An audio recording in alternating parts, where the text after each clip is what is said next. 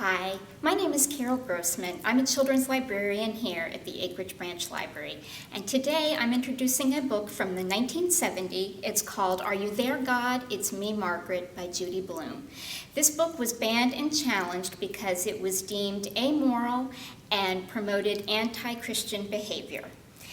The excerpt I'm going to read today deals with Margaret and her grandparents. The book generally is it's a coming-of-age novel about preteen girls anxious to grow up way too soon.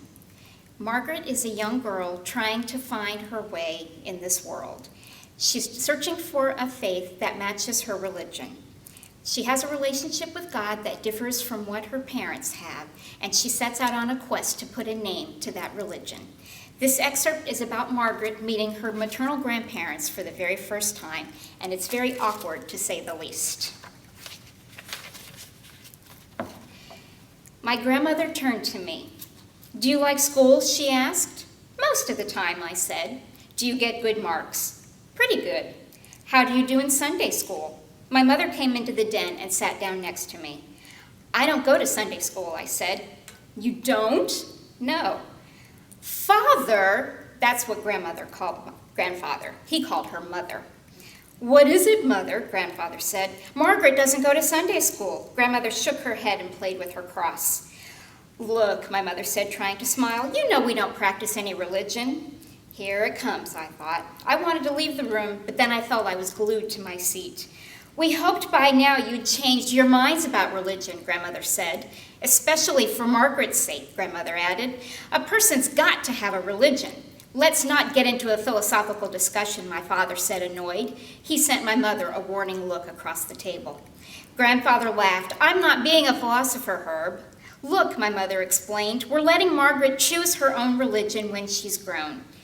"If she wants to," my father added defiantly. "Nonsense," grandmother said. "A person doesn't choose religion. A person's born to it," grandfather boomed. Grandmother smiled at last and gave a small laugh. "So Margaret is Christian," she announced, like we all should have known. "Please," my mother said, "Margaret could just as easily be Jewish. Don't you see? If you keep this up, you're going to spoil everything." "I don't mean to upset you, dear," grandfather told my mother, "but this child is born the religion of its mother. And you, Barbara, were born Christian. You were baptized. It's that simple." "Margaret is nothing," my father stormed, "and I'll thank you for ending this discussion right now."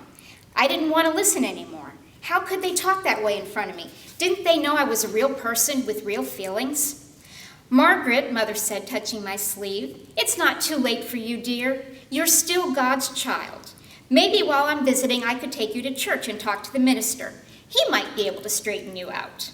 "Stop it," I hollered, jumping up. "All of you, just stop it. I can't stand another minute of listening to you. Who needs religion?